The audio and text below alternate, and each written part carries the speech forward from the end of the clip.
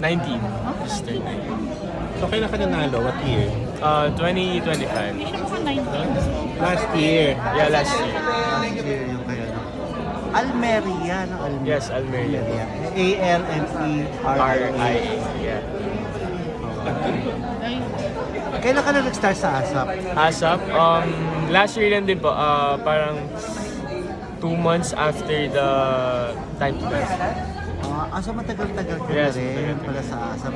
So kayo ba doon ko naman napapanood? Kayo na Ken? Ken, Adegela, AC, and Michelle. Minsan si Kuya Joao. pero dito ka talaga nag-start dun sa contest. Sa dance. Yes po, yun po yung pinaka-opening ko, yun po yung gate ko bago mag-showbiz po. Dapat naging close kayo nila. Yes po, after nung... actually, lahat po kami close kay Ate Jella. Even yung contenders, other contenders ko po sa Time to Dance. Prior to the contest, ano ang title? Anong title ng Anong grupo contest? mo? Anong May grupo ka, di ba? Yes, I have.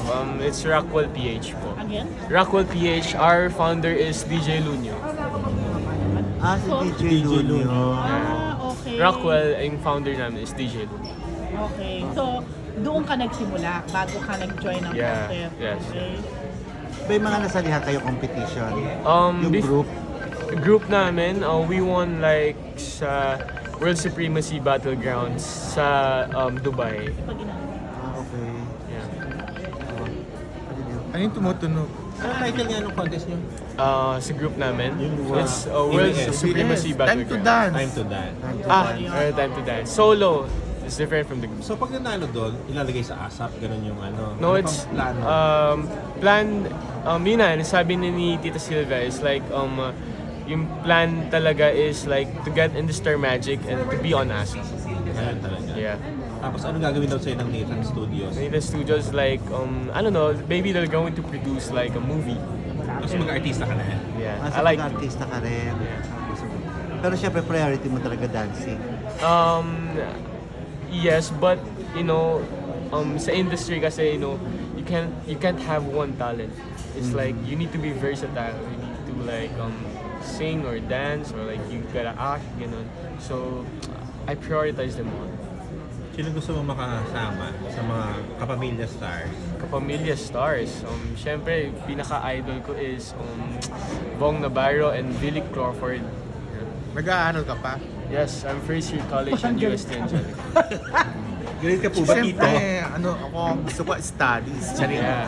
And I also prioritize studies. First year college.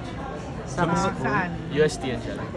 Sa US. Sa mga girls, sino gusto mo makasama? Maka-partner? Maka-partner sa sayawan. Of course, Anna Lane Hindi, Salvador. sa pag nag-acting ka na, gano'n. Maka-partner. I haven't met pa. Wala pa. May naging kaibigan ka na ba sa showbiz? Na babae? Lalo na kung babae? Yes. First of all, si Ate Jella. And second is Raik. Second is? Raik. Yung sa PBB. Yeah, sa PBB. Sige. Gusto mo rin Sino? bang mag-PBB? Si Raik sa PBB. Gusto mo rin mag-PBB? Hindi ko ilala. Oh, Yes, of PBB. course. Gusto mo rin Yeah. pumasok. PBB. Every opportunity to. Pag nagpa-perform kayo dun sa ASAP, di ba hataw talaga? So parang may pressure. Magaling silang sumayaw. Sila Ken magaling, di ba?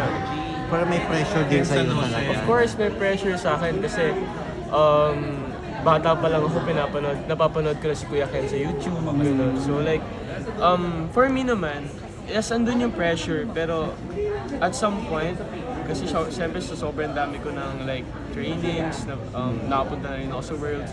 So like, yung pumapasok sa moment din is like enjoy na lang eh. Like enjoy, mas na-enjoy ko kasi ma-pressure. Hindi naman sila supportive naman sila sa'yo. Yes.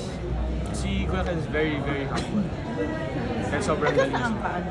Quezon City. Dito. Quezon City. Dito lang. Okay. Ano talagang name mo ay? Aisen. Aisen. Aisen. Short and Nagtitiktok ka ba? Yes, I have TikTok. TikTok dito. Ito, lagi nagtitiktok eh. Ano doon? Sino ano mo, crushes mo na showbiz? Crushes. Anna Lane Salvador. Anna Lane Salvador. Sino yun? Pinsan ni Lela. Pinsan ni? Lela. Ni Lela. Oh. So, kamag-anak ni Ni Carla. DJ. Naka-work mo na yon? No, I haven't. Saan siya? I mean, nakasama ko siya sa ASAP. Ah, Nag-aasap siya. Yeah. dancer din. I don't know to her, pero nagsayaw siya that time.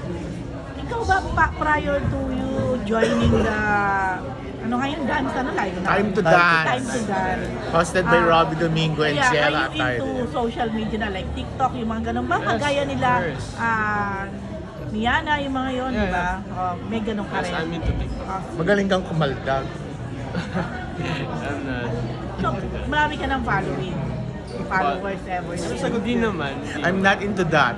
Pero nagpo-post ka ng Yung sa mga Kaldan? dance step Oo. mo, ng mga, nagpo-post ka na ng mga dance move mo, mga Yes dance po. step mo. Yes po.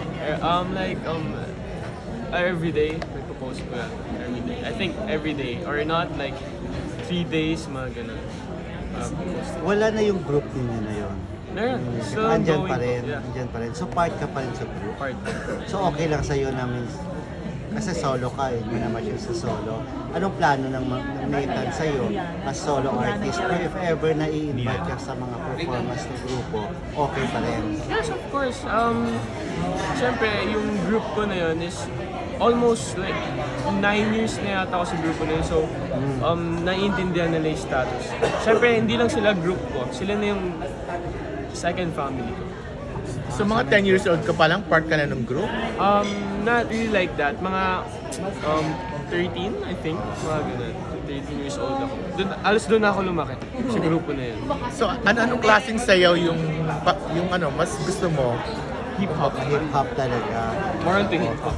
Kasi si Chela, nanalo sila sa yung group nila, di ba? Yes. Sa Arizona. Arizona. Oo. Hip-hop din si Ate Jess. Kaya magkasundo kami So ni may Ate mga Jess. ganyan, pwede rin kayo sumali sa mga ganyan. Yes, pwede. Pero, siyempre, priority is like career muna. Diba? Or Ice, ano yung sagot mo sa tanong ni Jerry? Kung magaling Uulitin kung marunong. Marunong ka kumaltay. Yes, pero... Bagets marunong kumaltay. Na iba ah. Pero, Pero, I don't do that kasi professional dancer na.